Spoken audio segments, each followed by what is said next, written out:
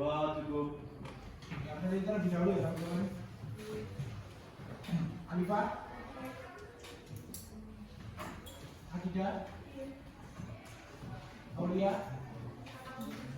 Oke teman-teman, pada pertemuan minggu lalu kita sudah bahas mengenai kebijakan-kebijakan dari kolonialisme bangsa Eropa di Indonesia. Ada yang tahu nggak kebijakannya itu apa aja? Mulai dari jadus dulu aja yang apa?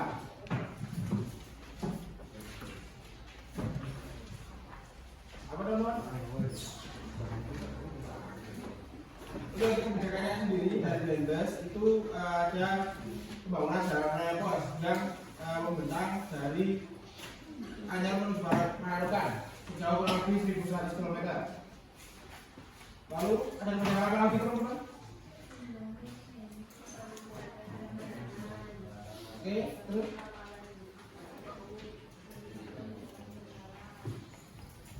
mungkin kalau untuk Dendes sendiri itu berfokus pada militeristik karena beliau ini ditugaskan di Jawa untuk memenangkan Pulau Jawa dari serangan Inggris. Lalu selanjutnya untuk hari ini kita akan belajar mengenai perjuangan melawan kolonialisme bangsa Eropa yang intinya ini ada dua. Yang pertama adalah perjuangan sebelum abad ke-19 dan yang kedua adalah setelah abad ke-19. Perbedaannya apa teman-teman dari kedua ini? Ya tahu? Mungkin untuk yang sebelum abad ke-19 itu melawan VOC dan setelahnya itu melawan pemerintahan kolonial Hindia Belanda. Untuk kita lanjut untuk jalur pembelajaran. Tujuannya sendiri dapat mengidentifikasi perlawanan bangsa Indonesia terhadap kolonialisme dan imperialisme bangsa Eropa. Lalu untuk periodenya itu ada dua, yaitu yang pertama ada sebelum abad ke-19 dan yang kedua ada setelah abad ke-19. Untuk perlawanan yang inti dari sebelum abad ke-19 itu ada empat. Yang pertama ada perlawanan Sultan Agung, yang kedua ada perlawanan rakyat Banten, yang ketiga ada perlawanan rakyat Goa, dan yang terakhir ada perlawanan rakyat Riau. Terus yang untuk setelah abad ke-19 itu ada perlawanan Patimura, perang Diponegoro atau perang Jawa, perang Padri, perang rakyat Batak, perang Bali, perang Banjar dan juga perang Aceh. Untuk yang pertama ada perlawanan Sultan Agung. Pemerintahan Sultan Agung ditandai dengan zaman keemasan kerajaan Mataram. Beliau ini sangat menentang keberadaan VOC di Pulau Jawa karena VOC ini terus memaksakan kehendaknya untuk melakukan monopoli di daerah Jawa yang membuat rakyat ini menjadi sengsara. Oke teman-teman, kalau nggak ada yang bertanya, saya kasih tugas untuk pengajaran sendiri. Silakan teman-teman dibagi satu kelas menjadi kita ada berapa orang? 5 kan? Mungkin bagi 5 kelompok aja. Jadi satu kelompoknya 5 itu tugasnya membuat mind mapping tentang yang pertama ada latar belakang perlawanan. Perlawanan ini dari setelah abad ke-19 ya teman-teman.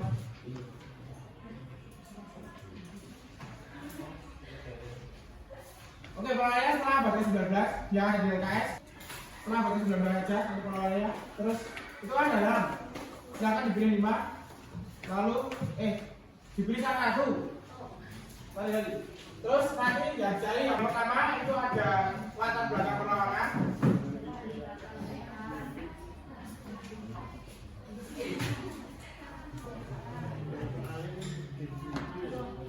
Yang kedua adalah puncak perlawanan.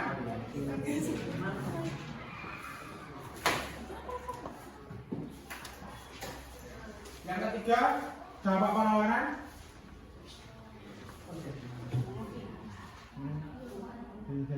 Yang keempat ada kesimpulan.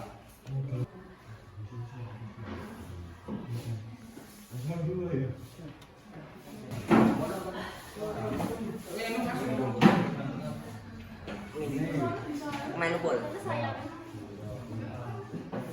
4. Apa aja?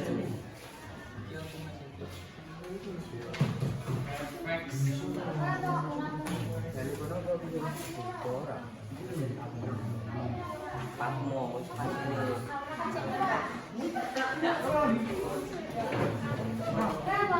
dan orang berikul aku udah makan ya.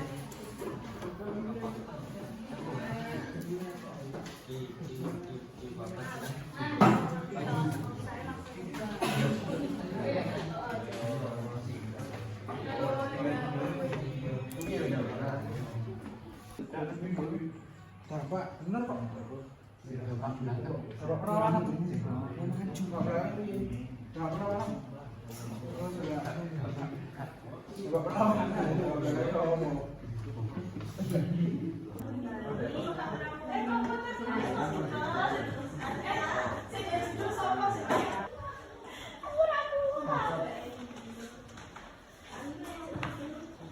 Sumber pulih.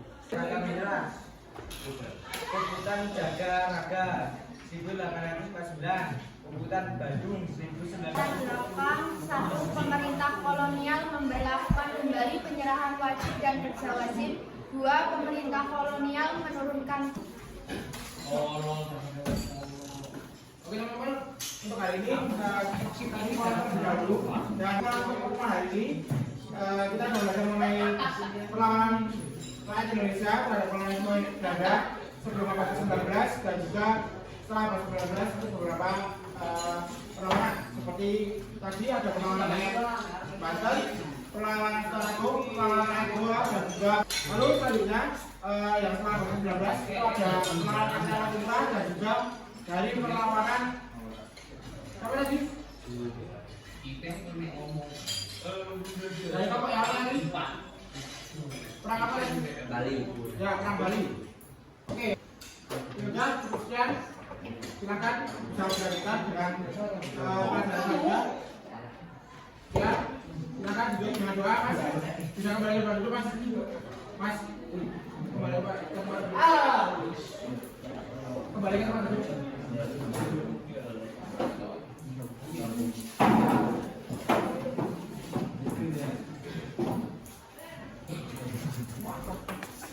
Jangan dari dua.